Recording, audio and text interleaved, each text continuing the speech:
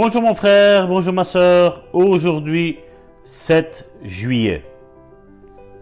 J'espère que vous allez bien. J'espère que le boost de vitamines que Karine vous a donné hier, elle a eu des répercussions dans votre vie. Vous avez eu soif de lire la parole et de prendre de nouvelles résolutions en disant « Je vais mettre en pratique comme la servante de Dieu l'a dit. » Alléluia. Au nom de Jésus, Amen. que ce soit ton partage. Amen. Actes chapitre 3, verset 19.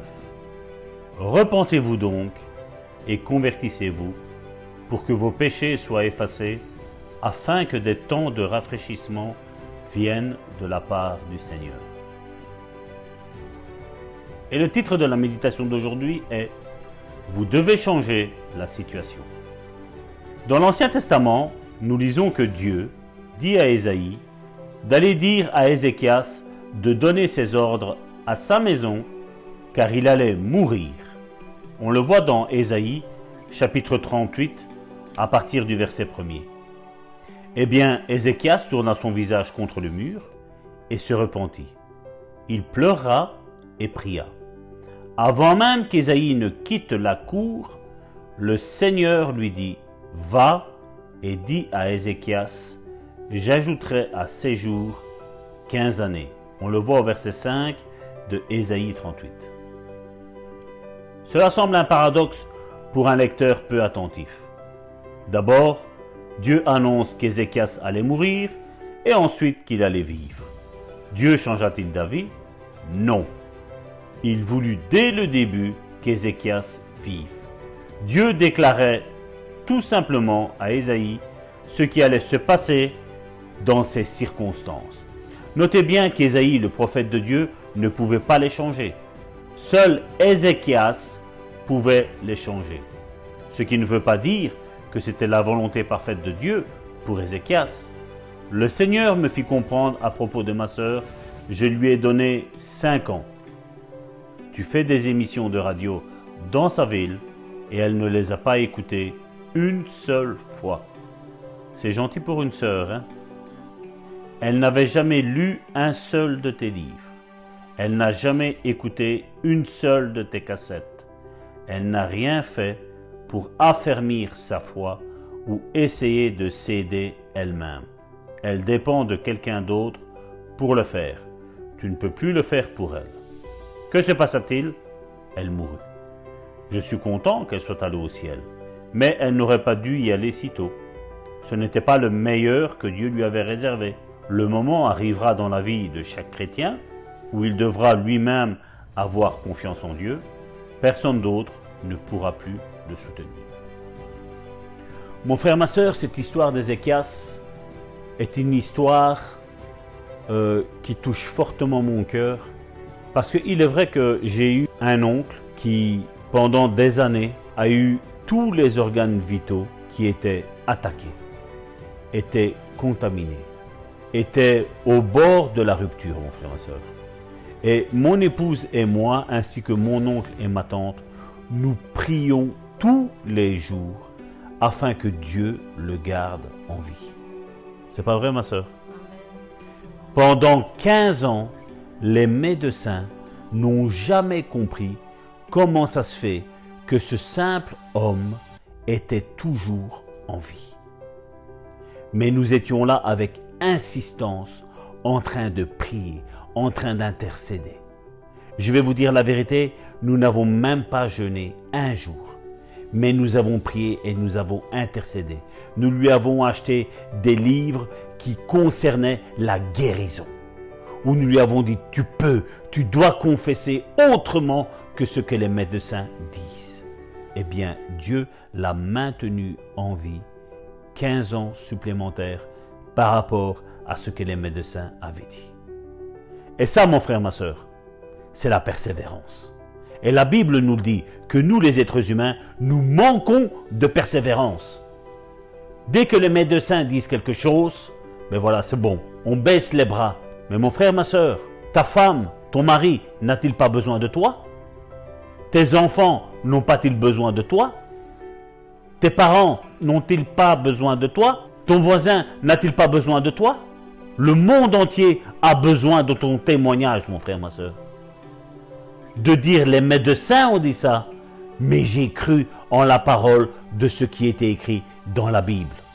J'ai cru en ce que cette émission Foi et guérison dise. Aujourd'hui, ce 7 juillet, mon frère, ma soeur, Dieu veut te rappeler à l'ordre qu'il a besoin de toi. Il a besoin de ton témoignage. Et il te dit aujourd'hui que tu ne mourras pas, mais que tu vivras. Amen.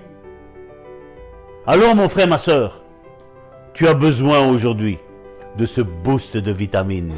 Regarde. Oh, et quand je vois Karine, je ne sais pas si tu lui as donné un jus d'orange, mais elle a pris toutes les vitamines qu'il y avait dans l'orange, elle a prié pour la multiplication, et là tu as les vitamines de A à Z qui vont déferler dans ta vie, mon frère, ma soeur. Au nom de Jésus. Alléluia. Amen. Seigneur, merci encore pour cette parole aujourd'hui. Vous devez changer la situation. Voilà quelle est la parole que nous allons encore retenir aujourd'hui. Vous devez changer la situation. Comme ce témoignage que nous avons entendu d'Ézéchias, mais combien encore d'autres servantes et serviteurs de Dieu ont changé leur situation, ont transformé les circonstances à leur avantage, pas de leur propre force, mais en s'appuyant sur l'Éternel, celui qui a tout pouvoir et toute autorité sur la terre comme dans le ciel, celui à qui rien n'est impossible. Il ouvre la mer en deux. Il protège ses serviteurs au milieu d'une fournaise ardente. Ou encore, il tient la bouche fermée des lions qui veulent dévorer son serviteur Daniel.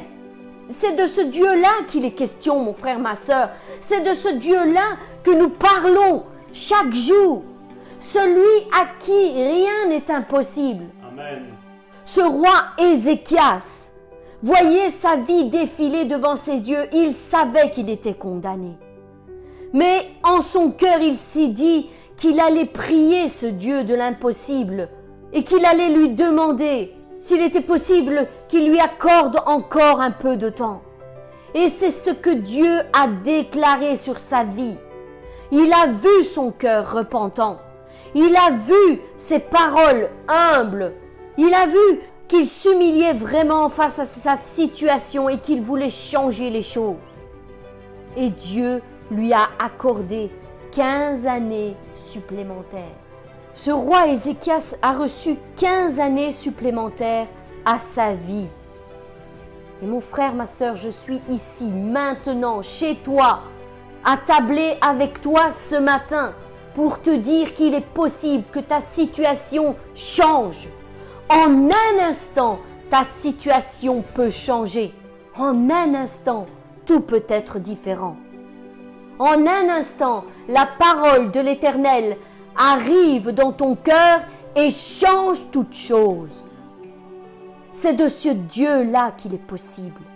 Et combien l'ont compris, combien ont eu dans leur cœur ce déclic intérieur qui disait « Aujourd'hui doit être le jour de mon miracle ». Je parle notamment de la femme à la perte de sang, qui avait cette perte de sang depuis 12 ans, cette maladie depuis 12 ans, mes bien-aimés. Elle s'est levée un matin et elle s'est dit dans son cœur, « Je vais aller toucher le bord du vêtement de mon Jésus. Et rien ni personne ne pourra m'arrêter. » Et ce jour-là, elle reçut à l'instant même sa guérison.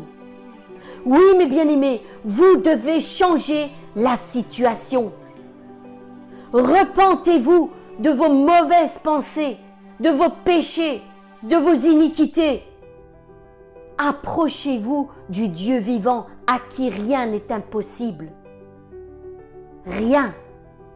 Bartimée, l'aveugle, assis pendant des années sur le bord de la route, entend que Jésus va passer sur son chemin. Il se lève et commence à crier d'une voix forte, au point que ceux qui étaient à côté de lui disaient « Tais-toi, tais-toi !» Qu'a fait Bartimée? Pensez-vous qu'il s'est tu? Non, bien sûr que non. Il s'est dit dans son cœur, aujourd'hui, je vais changer ma situation. Je vais changer ma situation. Aujourd'hui, Jésus-Christ entendra que j'existe et que je veux qu'il me touche. Je veux recevoir ma guérison. Aujourd'hui, ma situation doit changer. Aujourd'hui, je dois recevoir ma guérison. Aujourd'hui, je dois recevoir ma restauration. Aujourd'hui, je dois recevoir mon miracle. Aujourd'hui, je dois trouver un travail. Aujourd'hui, je dois recevoir une provision financière. Aujourd'hui, mon mari va se convertir. Aujourd'hui, mes enfants marcheront dans les voies de l'Éternel. Aujourd'hui, mes connaissances sauront que l'Éternel est vivant. Aujourd'hui, mes bien-aimés, changez votre façon de voir les choses, votre façon de parler et changez votre situation. Vous pouvez attirer le miracle à vous en parlant le langage de la foi. J'ai foi qu'aujourd'hui, Dieu va entendre ma prière et qu'il va m'exaucer. Au nom puissant de Jésus-Christ. Mes bien-aimés, je crois en vous. Je sais que vous allez prendre un temps à part durant cette journée et laisser l'Éternel vous guérir. Laissez l'Éternel vous bénir, vous restaurer, vous fortifier, vous délivrer au nom puissant de Jésus-Christ. Que cette journée vous soit favorable, mes bien-aimés. Recevez votre bénédiction au nom puissant de Jésus-Christ. Quant à nous, nous nous donnons rendez-vous demain.